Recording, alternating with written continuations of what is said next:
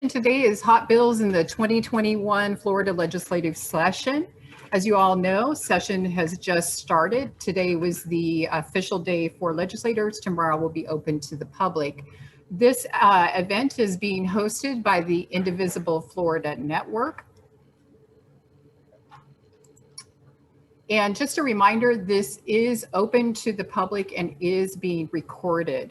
So if you do not want to be recorded, I would recommend turning off your camera. You can remove yourself from the view, but this is a public event. Everything here is open, as I said, to the media and public. Thank you. If you have any questions, by all means, put them into the chat. We've got a lot of our indivisibles that are here. Happy to assist with any questions. Please, if you can, make sure in the chat, let us know where you're joining us from. And I know we're probably all Zoom experts at this point, but if you can, mute yourself. That button is in the lower left-hand corner there. Chat function, make sure that you're interacting with your fellow Floridians. You're welcome to chat on there. And of course, if you have any questions, we would ask that you type questions at the beginning so we can make sure we flag those for whoever is speaking on that topic. All righty. So to kick us off, just a real quick word about Florida Indivisible Network. Most of us, let me pull up my notes here, hang on a second. Most of us, no matter our color, origin, or gender, wanted America to be a place where freedom is for everyone. We all have an equal say, and we can trust in the integrity of our elections and our leaders. But today, when all voters should have the freedom to vote equally, a handful of our politicians, unfortunately, have been putting up barriers. So we're coming together to hold our leaders accountable in the Florida legislature, and we're going to share some information with you. How you can keep in touch with them, how you can take action on issues. We're going to talk about a couple of hot issues, whether we're against them, what the arguments are, or whether we're for some of those issues. So that's a little bit about the Indivisible Florida Network. We are, I believe it's 19 groups around the state, and you can find out more information at indivisiblefloриданetwork.org, and we'll provide all of this in a follow-up email for you. And you'll also, just by default, by being on this call today, you will have access to the information that presented. So any links or anything that we discuss, we'll make sure that we follow up in that email tomorrow, so you'll have that. And I do want to take just a moment and stop for just a second and ask my fellow Indivisible leaders, if you can just go off mute, introduce yourself, and let us know what group you're representing today, please. Ronald Matzner. I'm representing Palm Beach Indivisibles. Thank you, Paul.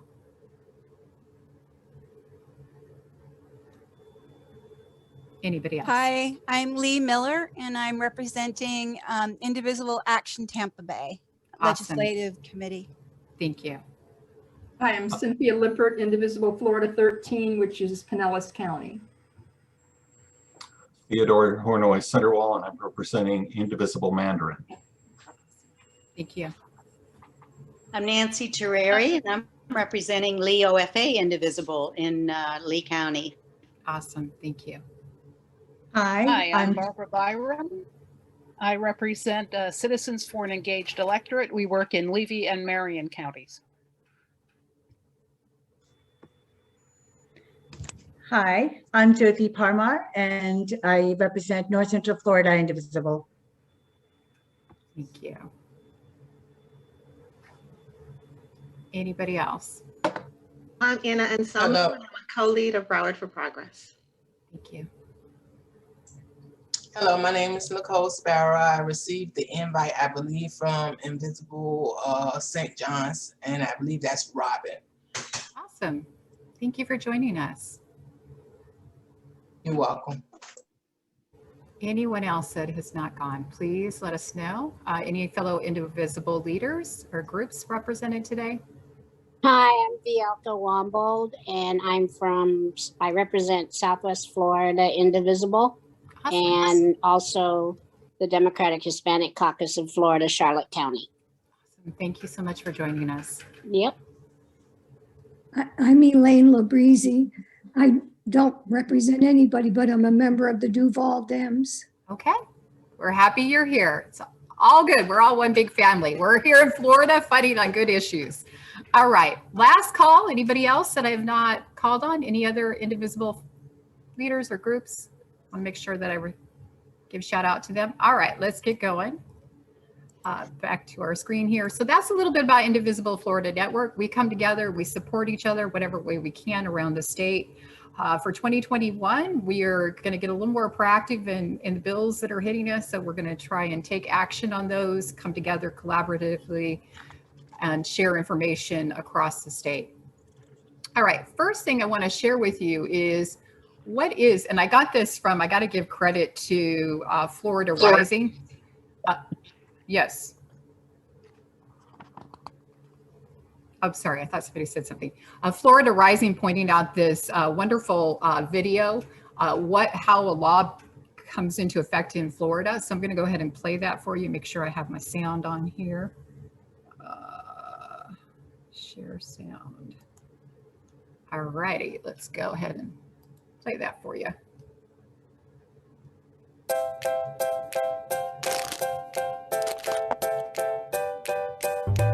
Since 1922, the Florida League of Cities has been the united voice for Florida's municipal governments, helping to shape legislation to protect home rule authority for all of Florida's cities, towns, and villages. Our strength and success are dependent on the support and participation of all our members. Our legislative efforts seek to stop the Florida legislature from tying our hands and preventing us from running our municipalities the way our citizens want. Involved members make the difference between our success and failure, so it's vital that you understand the basics of how Florida's legislative process works. It begins with an idea.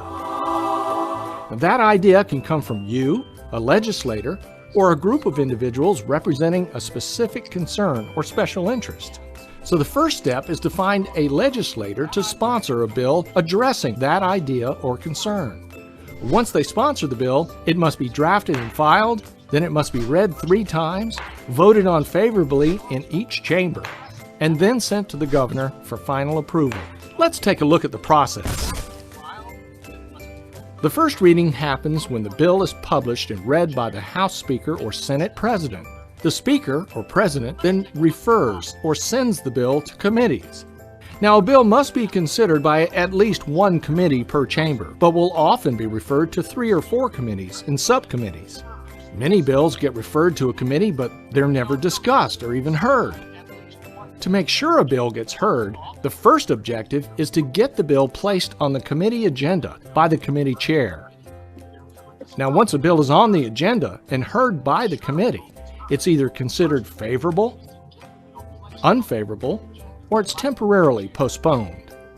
A favorable bill can pass as is, or with amendments. An unfavorable bill is defined by a tied or defeating vote. Now, if the bill is favorable, it travels to its next committee of reference. Once the bill has been found favorable by all the committees of reference, it goes back to the full chamber's calendar to await its second reading.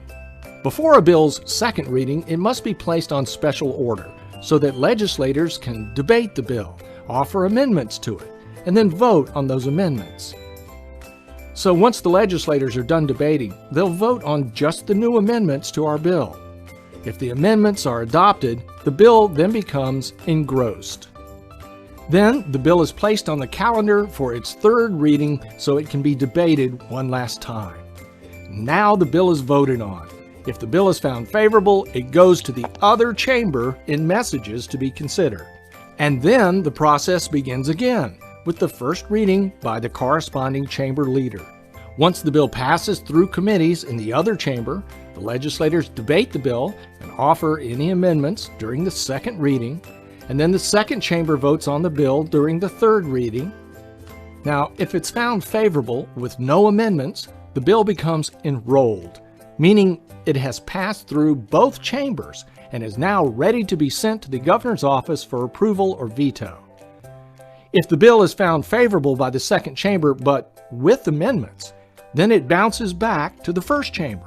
Now, the first chamber can either concur or agree with the amended bill by a favorable vote and then send the bill to the governor, or it can amend the bill again and send it back to the other chamber, or it can refuse to concur and request a conference. If a conference is requested, which is often the case with large bills like the budget, the House Speaker and Senate President will select a specific group of legislators from each chamber to work out the differences between the two bills.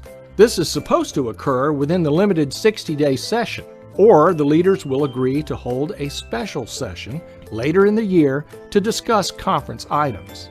Special sessions can happen within weeks or months after the conclusion of the regular session. Now, once agreement is found, the bill will go before both chambers again for approval and then be sent to the governor.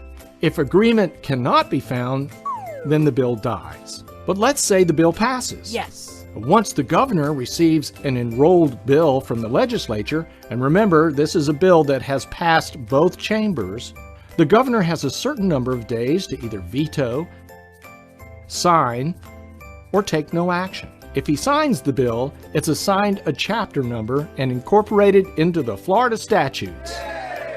If he doesn't sign, but he also doesn't veto, the bill is still incorporated into Florida law. And that's the basic process of how a bill becomes a law in Florida. So now, when you read the legislative bulletin in the Florida League of Cities website, floridaleagueofcities.com, you'll be better informed on the legislative process and better prepared to make a difference.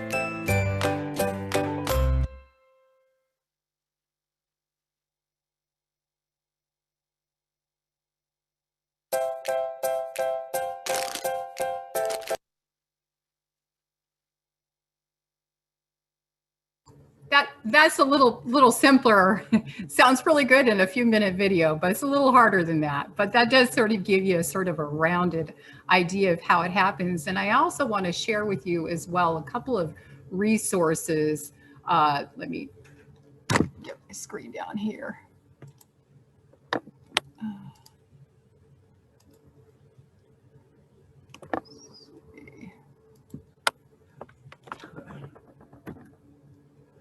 A couple of resources. I'm sorry, I've got a couple screens here that I want you folks to have. One is how to find your representative.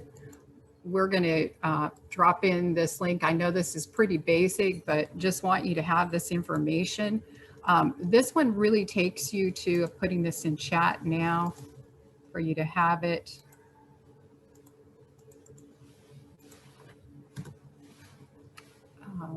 Let me just add two other items in there as well that I'm going to discuss.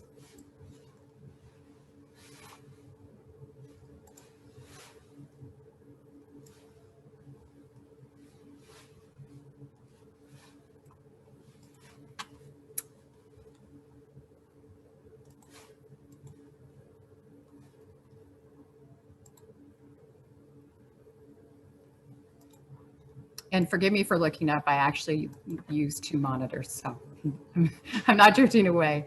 All right. So, are you able to see the screen that says how an idea becomes a law? You able to see that? We are. Okay. Thank you. So this is a great little one pager if you want to share information that sort of details that video that we saw. So you'll get this in the follow-up email tomorrow. We'll be sending that to you, but it's a real good summary. Kind of sometimes it seems like a law or something passed, but then we find out it had to go to committee later. So this is a really good tool to use if you're interested in following any of the bills that we're going to be discussing today, or maybe some bills that you're interested in.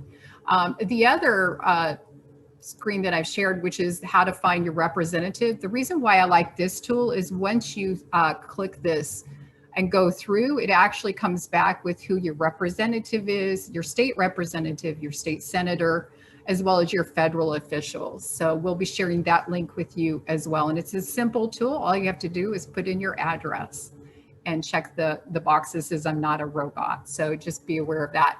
And the last tool that I really like to recommend for folks is If you want to know a little bit more about who your representatives are, Ballotpedia, are you able to see that screen, Anna? The Ballotpedia screen? We are. Okay, excellent. This is a great tool because it kind of gives you a little summary of your representatives. So I just picked out of Ballotpedia Chris Sprowls, who happens to be the Florida Speaker of the House. And so you can get just a little bit of detail on your representative, or in this case, who our speaker is. It tells you a little bit about maybe some of his committee assignments. Additionally, it may tell you a little bit of things he's done in the past. And it also kind of goes down into detail of some of his past elections, how much he won by, what he lost by, and then also really interesting down here, you can actually get into campaign donors.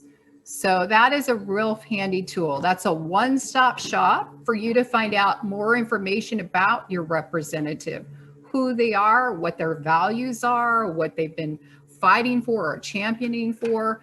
In addition to that, you know, who's behind the scenes making donations to them. So this is a great tool. And again, if you're on this call, we have your email. We're going to follow up with you, so you'll be able to have all these links in there. But those are some tools that I just want to bring to your attention.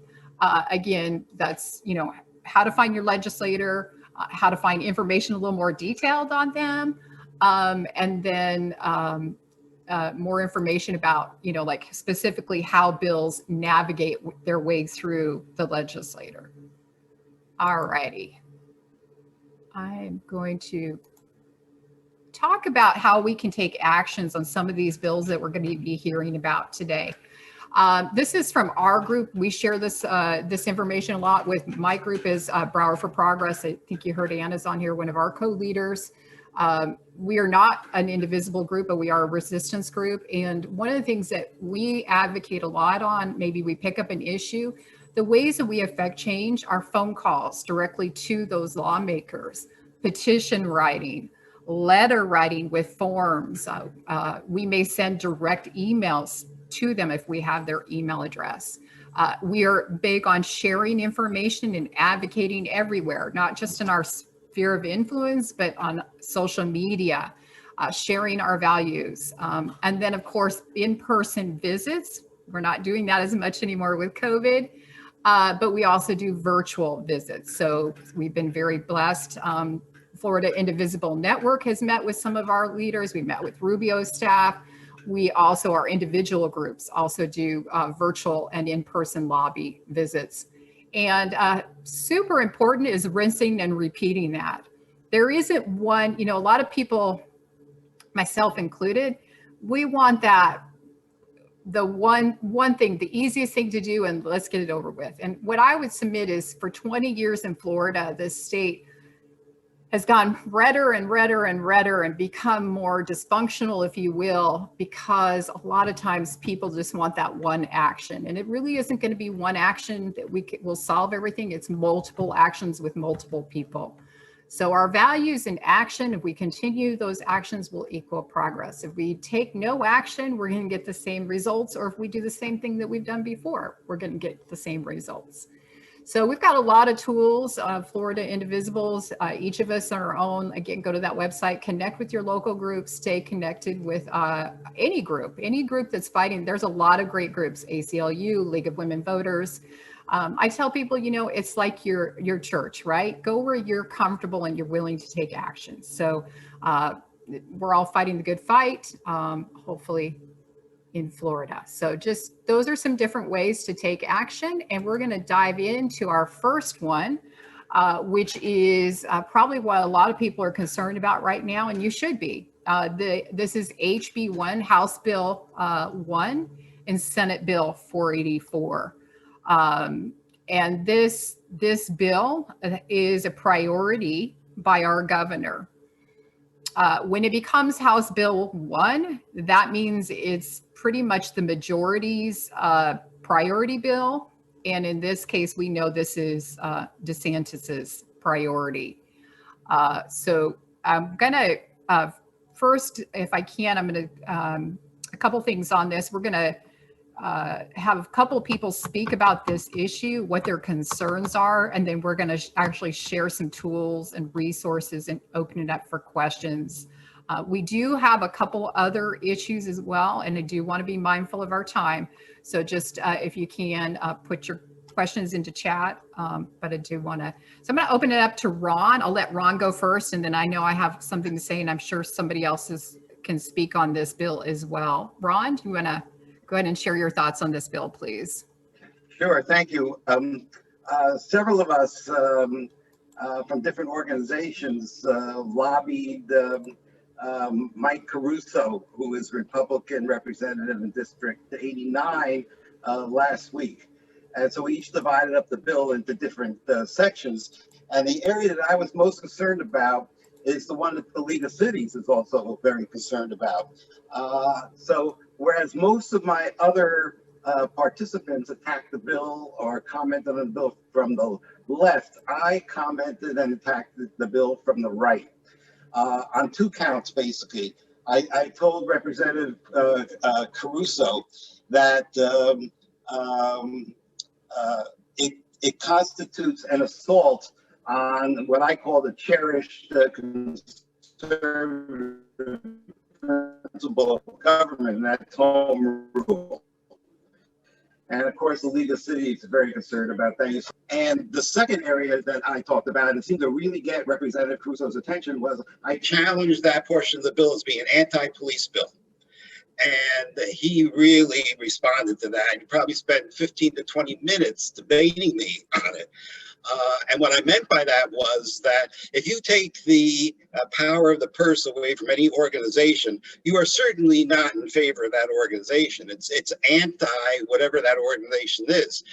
And we explained to Representative Caruso that the change that's likely to take place here is likely to come from the police themselves, who are, most of whom didn't really sign up to deal with mental health issues and domestic violence issues, homelessness issues, disaffected teenager issues. These are things that they're ill-equipped to handle. So therefore, change is likely to come, and there are many police organizations who are already working on this, to reform the way they do their business so they can concentrate on core police values. That might necessarily involve reducing the operating budget as they cooperate with their community. He disputed that, of course, and the fact that I was saying it was an anti-police bill it really seemed to get his attention.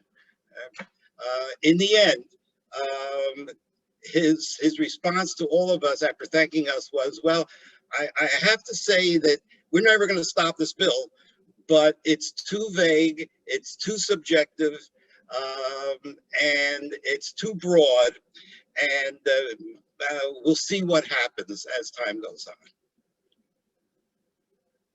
I would submit that our job as advocates is to continue to hold all officials accountable. And I'm just seeing in the chat, because I apologize, if anybody direct messages me in chat, I don't see it as I'm navigating this. I just happen to see in here clarification on this bill, and I apologize. I will clarify that, but please, if you have any questions, just put them into chat and one of our other moderators can navigate the questions. Okay, so I do want to talk about this bill and kind of give a little context of what Ron was saying, and I appreciate Ron kind of giving us that insight into what Republicans are thinking. My group is Broward for Progress, and we champion progressive values and we mobilize. And speaking of mobilization, in the past few years, our group has led more rallies. Now, some people may call those protests, but we prefer the term rally for our cause. More rallies in Broward County than any other organization. We've had as few as a dozen to a couple thousand attend those, and all without incident of violence or disorder. In fact, if you go to our Twitter page at Broward Progress, you will see that our top video is a rally protest where we stood face to face with counter protesters. We have protested face to face to Trumpers, Proud Boys, and others, and always respected their rights to assemble and free speech. Floridians, your right to assemble and your freedom of speech are under attack. Under HB1, SB 484, which is called, ironically, the Combating Public Disorder Bill, it's nothing more than a power grab. Let me explain. The right to assemble and freedom of speech are protected under the First Amendment.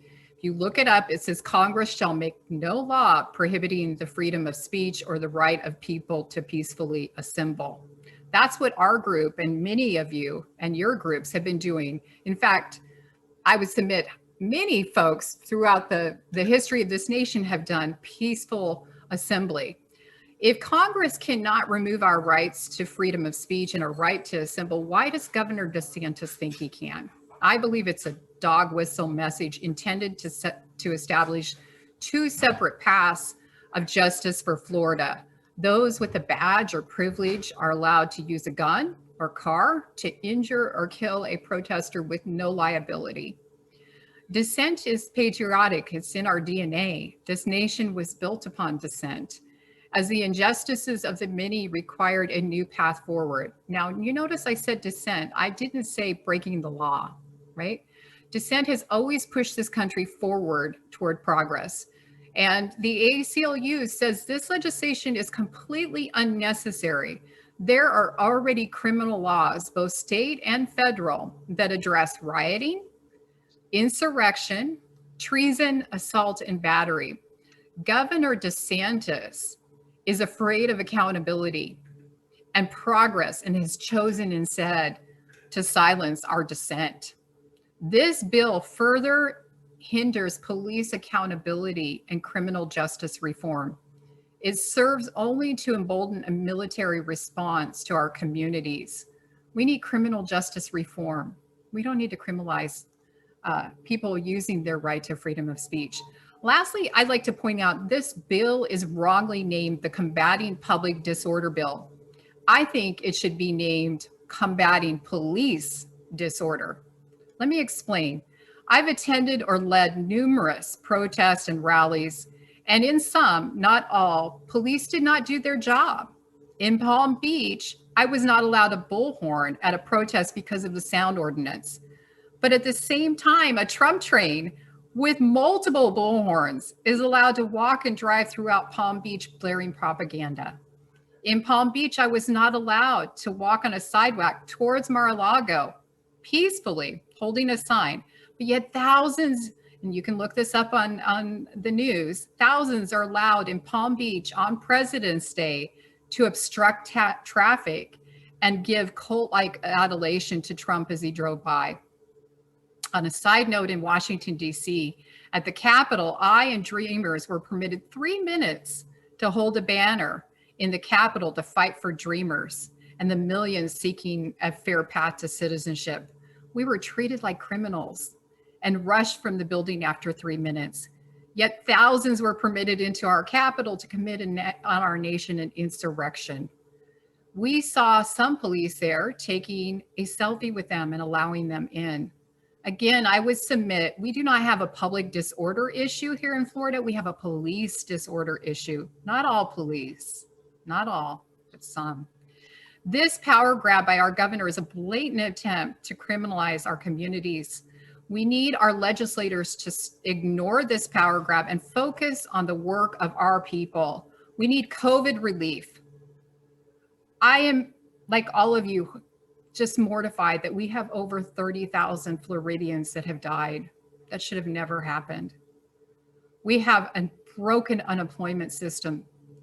We need reforms. We need healthcare and housing reforms. We need to address the inequities of racism and our broken criminal justice system.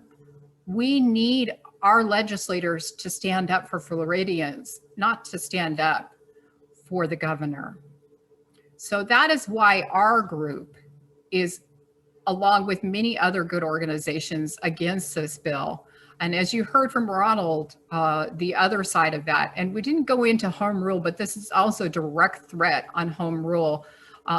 it is a dangerous slope. When my local police, who I've spoken to about this, they love working for our local community. They didn't sign up to be a henchman for DeSantis. And the power of the purse is powerful. We cannot allow this bill to go through, because what it will do is take away funding from your local and give it to your state, and then the oversight continues for them. So it's also an attack on home rule. I'm going to stop right now and open it up for any questions that we have on this issue or any comments. Lori, let me add one of the things that Representative Caruso kept saying was that, you know, he was against violence of any kind. And so what happens, he says, when 4 people approach a building and one of them lights a Molotov cocktail and the other one throws it through the building, through the window. What happens to those other 2 people? And my counter to him was, I'm not really worrying about those 4, because they're probably all guilty of whatever crime you can charge them with. I'm worrying about the other 45 people who assembled peacefully to protest and weren't doing anything wrong at all, and they were standing 15 feet away. And what happens when the police comes around everybody up? Are they going to wind up being hauled into jail and having to spend a night in jail because you can't get bail according to this bill until the first hearing? That's really, and he really again didn't have an answer to that. Thank you for sharing that. And yes, that is definitely the concern. It's a slippery slope. Do we have any other folks that want to weigh in on this issue? Any questions or concerns? I did put in a call to action there. We'll talk about that in a minute, but do you want to make sure that we take any questions folks may have? You're welcome to unmute if you have a comment or question on this issue, please. Hey, Lori, this is Lee with Indivisible Action Tampa Bay. And I went, and I live in Dunedin, which is outside of Tampa. And I went and met with my commissioners to ask them about their standing, our city commissioners, on this bill, and ask them to inquire to the League of Cities and Towns regarding their position on it. And he actually got back to me in a couple of days and let me know that League of Cities was drafting a position paper and they were not in support of it. And this is my question to you. And to the other members, is that perhaps, you know, focusing on law enforcement and maybe talking to our sheriffs and our city police and asking them how they're going to enforce this bill and how we are going to be able to work with them in a positive way going forward if this bill passes, because I would believe that this is onerous on them as well too. Absolutely. I think the first step, that's a great question. I think the first step is collectively educating our fellow Floridians on this issue. You know, a lot of times when major issues hit our state, unfortunately, there's just so much misinformation out there. Our first goal as advocates is to educate folks. So it's going to, and not just educate, but consistently educate people. This will be working its way through for the next few weeks. And, you know, if we did 10 of these a day, all day long on social media or on YouTube and shared this around, we still have majority of Floridians that weren't aware of this issue. We've got to do a better job of making sure they understand the issues, number one. Number two, when the time comes, we need to pull in those allies and work with them and listen to them. So yes, there are, just like in Florida, we have a lot of law enforcement that believes immigration reform is something this nation needs. They understand that. So we've got to do a better job of working with those different departments and building those relationships and listening to them. So that is absolutely something that we need to do. So number one, we need to start what we're doing here, the conversation and educating our fellow Floridians. Number two, we need to work with our ally partners and continue to build those relationships. I'm super excited to see these faces on here because guess what? Nobody's coming to save Florida. It's us, right? It is us. The other thing is we can't, I don't ever want to be in a position where we're automatically going to assume that we lose. It doesn't look good. Let's be clear. This is the governor's agenda. But that doesn't mean that we can't stop fighting and fight hard on this issue.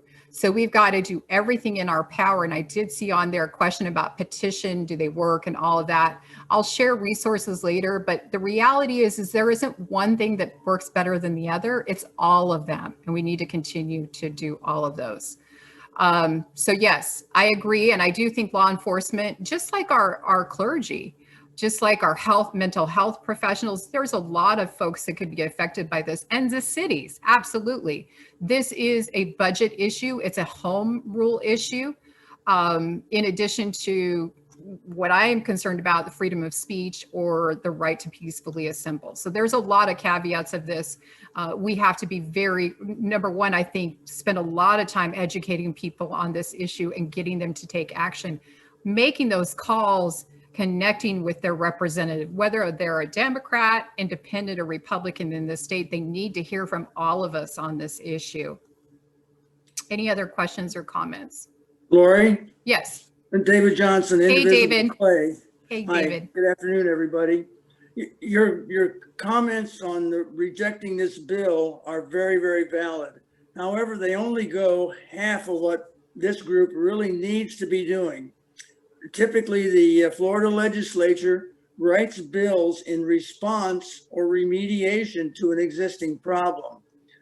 This problem that they're addressing are the protests, some of which turned violent against the Black Lives Matter movement, when the police departments of various cities overstepped on their authority. They committed abuses of power.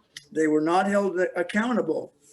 There are over 30 bills now in the state legislature that address these reforms that are badly needed in our police and law enforcement.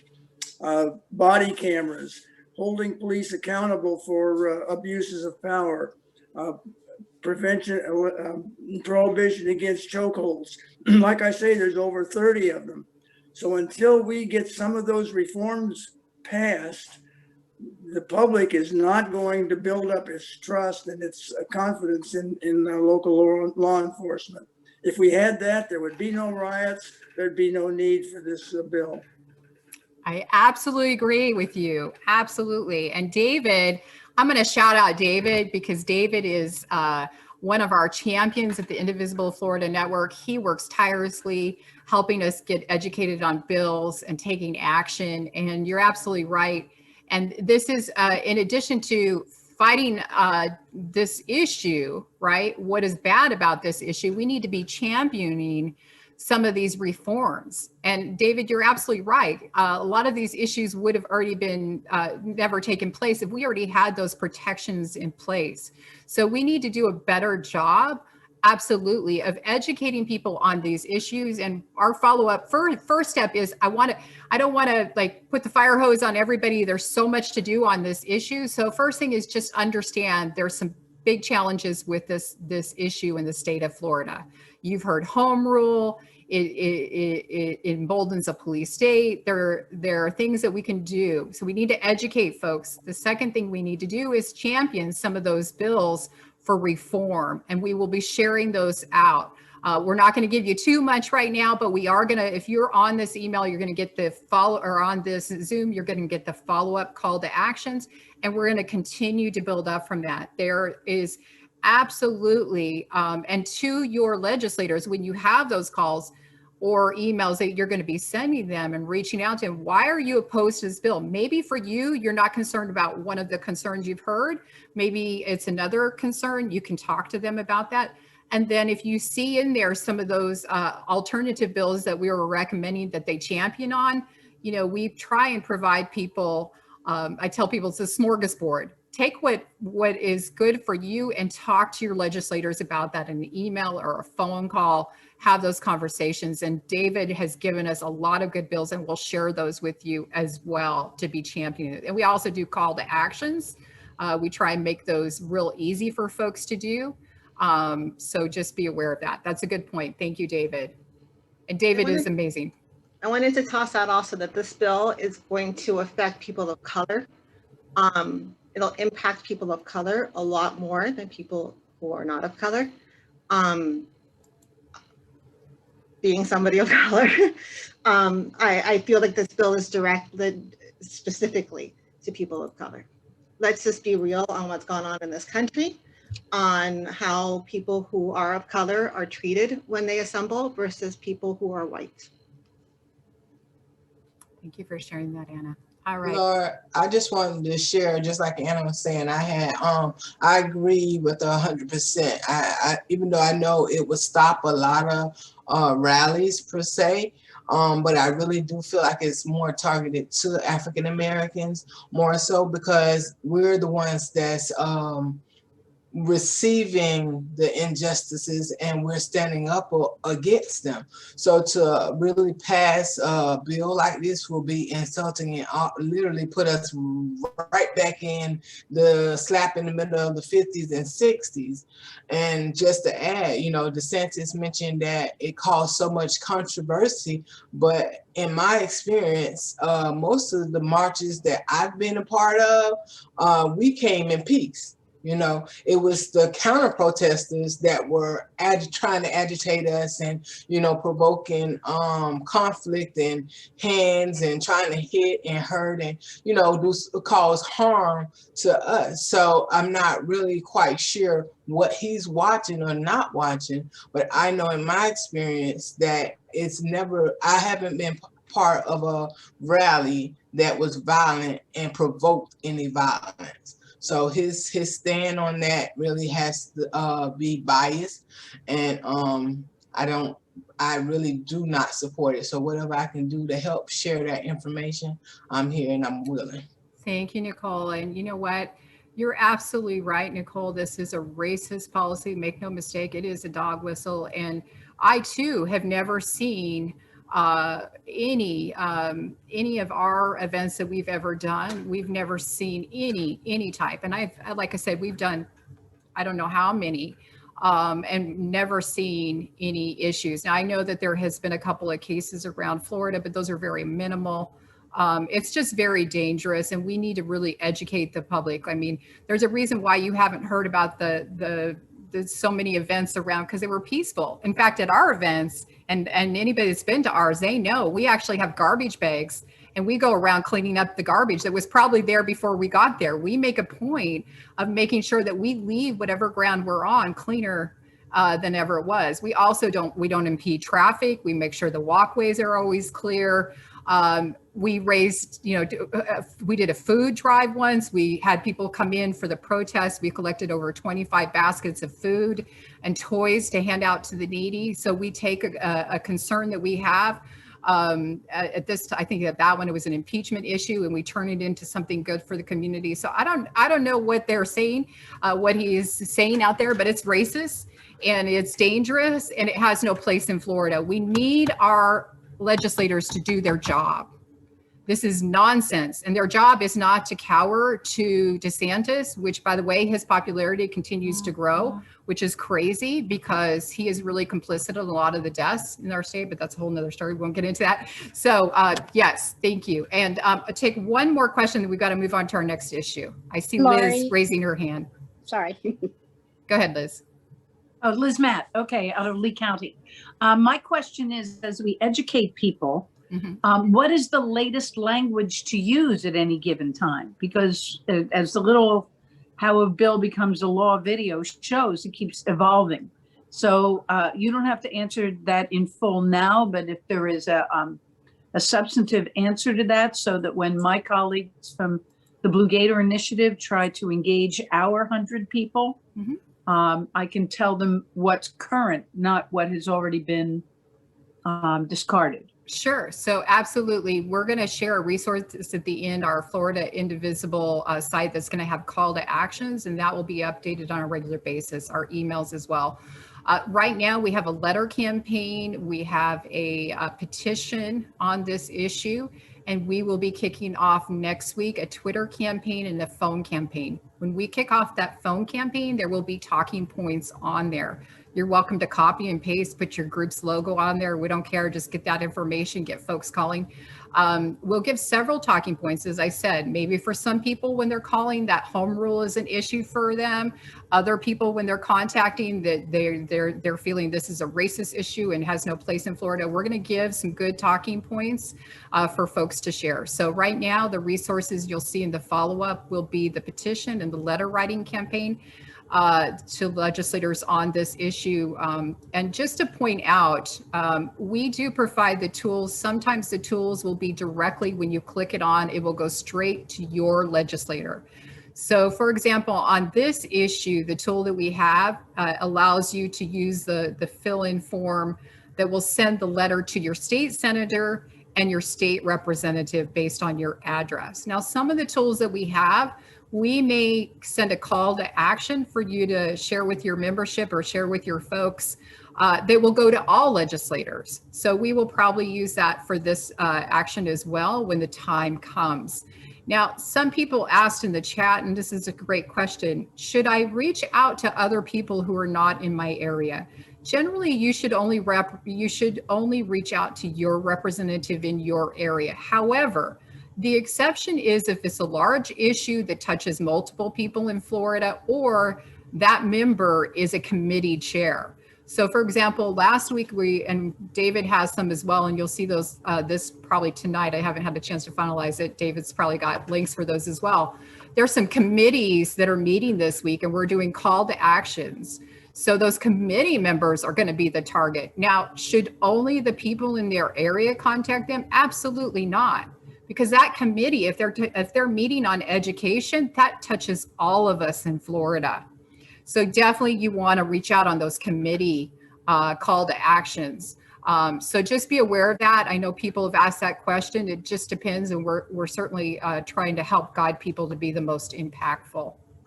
All right, and I'll take one more. I know Vialka, you wanted to chime in on this issue, so I'll take you. It's your thoughts on, like, since you're talking about home rule and, how it affects our own communities and stuff like that, for example, asking our local law enforcement for how they're going to enforce or put this into practice and whatnot. So without going into what I'm doing over here in Charlotte County, that's for another conversation, but would it be prudent to look for and try to organize, if there doesn't exist, some type of community review board with our law enforcement, or some type of community action group to kind of go over these kinds of things? And because I'm also considered a person of color. And so when people see me, and if I'm out in any of these events, they're going to ask me for papers, even though I'm born in this country. So I feel this, and I know what's coming, so to speak. And so I share the same thoughts that the others express, the thoughts and concerns in the backwards movement. But so my basic question is your thoughts and recommendations on approaching, if this is going to affect local budgets. Should we also be going to our local city council meetings and saying, hey, how are we going to do this, folks? Or are you going to do this? Anyway, that's along the lines. There's great organizations in Florida that are doing reform in Florida. I'm not going to take that on, but I will tell you that it is behooving on anyone on this call to speak to anybody, whether it's your next door neighbor or the person that represents you on this issue. One thing also to note about this bill, and then I'll go on to the next issue because we do have a couple more and I want to be respectful of people's time, is the fact of the matter is this isn't just limited to protester rallies. Just think, if you and a couple people are door knocking, if you have 4 or more people there and that person is adversarial and they don't like that conversation, that could be considered a trigger event. So it's just really, there's so much to talk about on this issue. I wish we had a lot of time to break it down, but just be aware that there is multiple, and we will share. And one thing you will see in our call to action, we do provide this backup information from the ACLU, some of the other articles that we found. So there's a little bit of, if you want to do a deeper dive, a little bit of a couple of those articles would be good to read and share that with your groups or anybody. So please be aware of that. All right, I'm going to go to the next issue, which is MCORs. For folks that don't know about MCORs, I'm going to ask Barbara, one of our amazing leaders, to share a little bit about that issue. And I'll let me go on here and share the screen. Barbara, if you can, there she is. Thank you. Let's see, I need to get out of your screen share so that I can access my notes. Oh, okay. So I did introduce myself at the beginning of the meeting, but I've noticed a lot of other people have come on. My name again is Barbara Byram. I am co-founder of Citizens for an Engaged Electorate. We have been active here in Levy and Marion counties since 2011. Our group is very much opposed to the MCORs Toll Roads project. This project was legislated into existence in 2019. Which is very unusual. This is a toll road, program. Normally, these programs are suggested to the state by our Florida Department of Transportation. In this instance, it happened the other way around. Backing for this bill was very strong by both the construction and real estate industries. For those of you who don't live, these toll roads would run all the way from the, I'm hoping you're still able to hear me. I'm getting a notice that my internet is not stable. It's okay. So, we're a little bit back and forth, but we got you, Barbara. Thanks. So currently there are two bills that have been filed with the House and the Senate. These are bills HB 763 and Senate Bill SB 1030. Both of them are called the repeal of MCORs.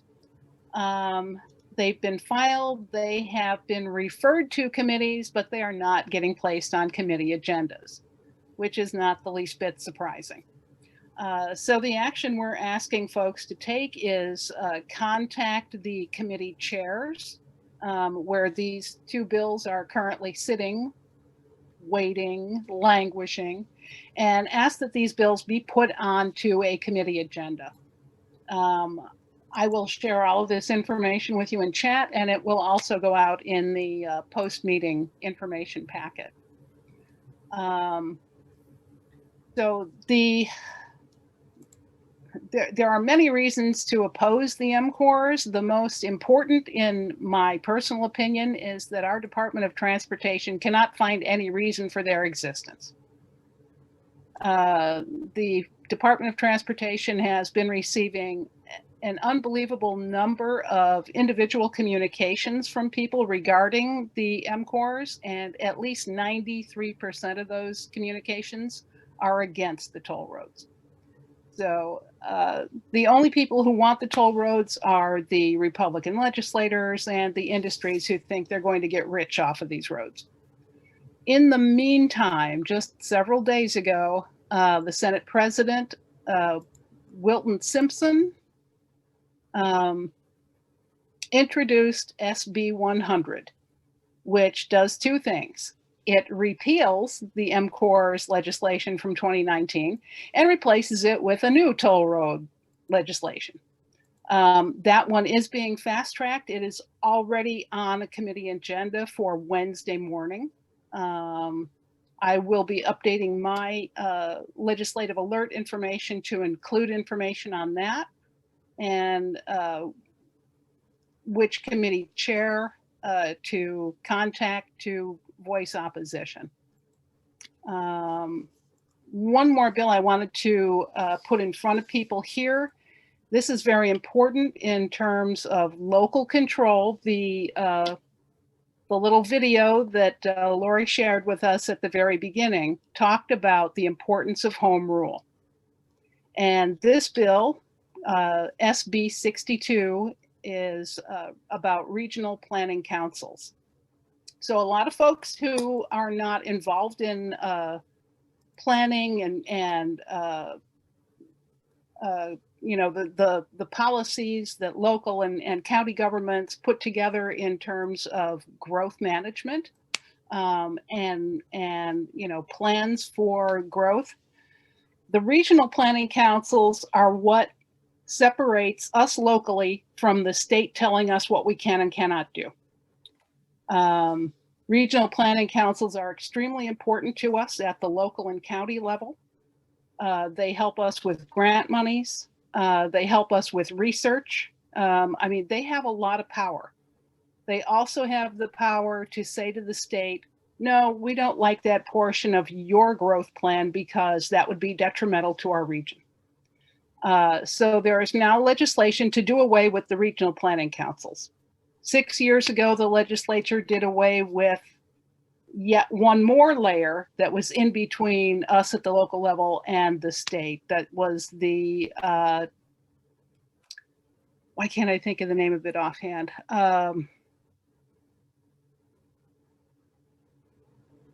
The Developmental Regional Impact Program. This was another layer of protection. They worked between the regional planning councils and the state. They also had a great deal of power and money. And the legislature in 2015 just did away with them. So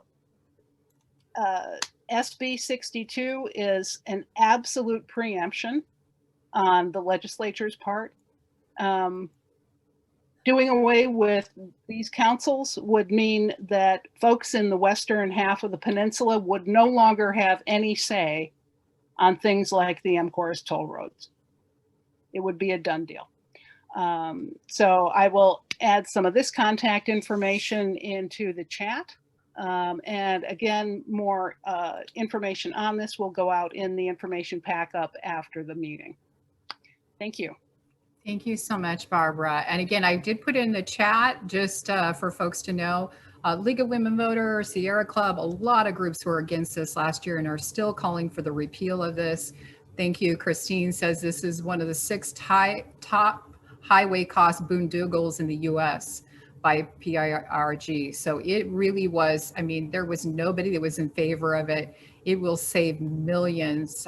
If you saw what I posted, over $100 million this year alone and up to $26 billion in the long term. So this is money that they're looking to make critical cuts in the state because of budget woes this year. We just desperately need this to be repealed. So please take action on that. It's an environmental nightmare and it has no place in Florida. And lastly, one more issue. I know we got a lot. I promise you this is not the last time we're going to do this. We got a tough session coming up, folks. We got to band together. We got to pull in as many of us. We got to fight hard on many issues. But I do want to bring to attention, one of our members is going to, Jody, do you want to hop on and share? You wanted to talk about an issue. Let me stop sharing the screen here before we close out. Jody.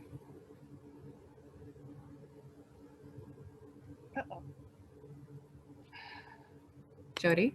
Jody, you're muted. Oh, get a mute, unmute.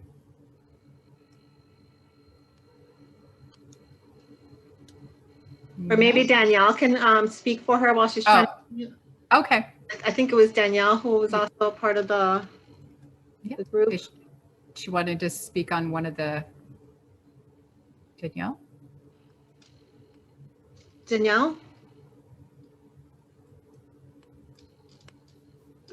Oh, I think Danielle, I don't see her on the list. Okay. All right. That's okay. We'll make sure we follow up. I know I talked to her about sending out that one pager to folks. I am going to open it up for, we're 2 minutes over. Oh, I hate being a few minutes over, but I know there was a lot to pack in. So I just want to open up very briefly, close out any questions that folks have. We'll take about 5-10 minutes if there's anything in the chat we missed. I know it was a lot, but I promise this is not the last time we'll be having conversations about these issues in Florida. Because we got a lot to do in this state, and there's a lot of good folks here you can see from around the state that have a lot of information and can share resources. So if anybody has any questions or if there's any I missed in the chat, Anna, please let me know. You can.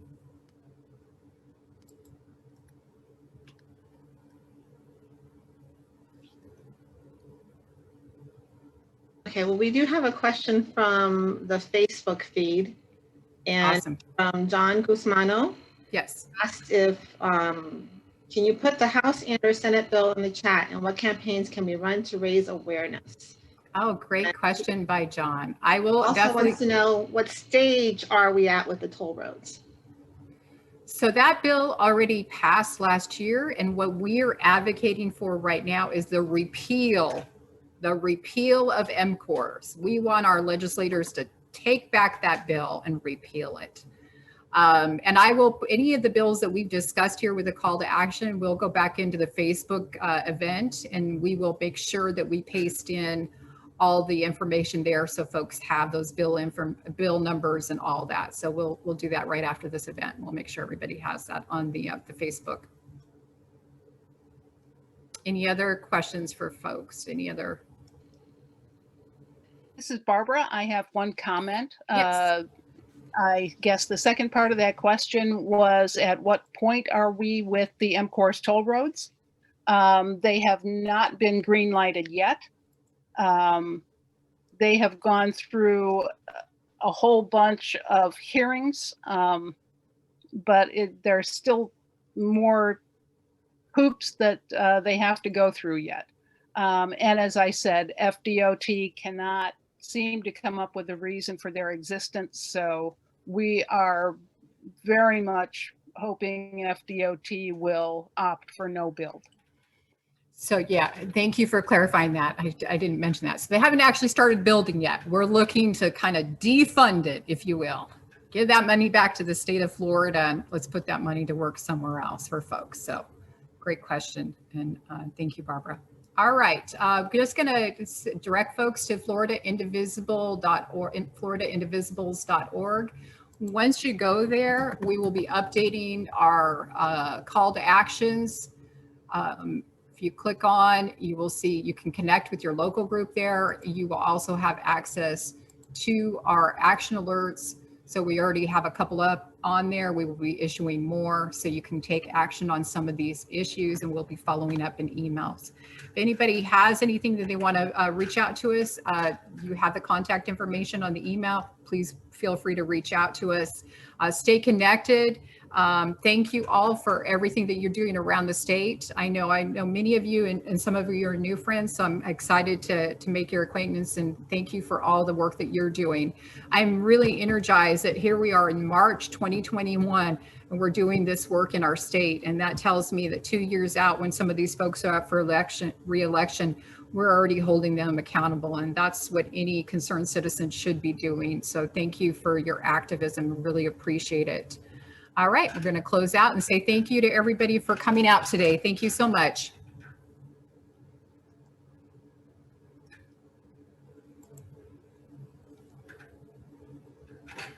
Bye. Thank you.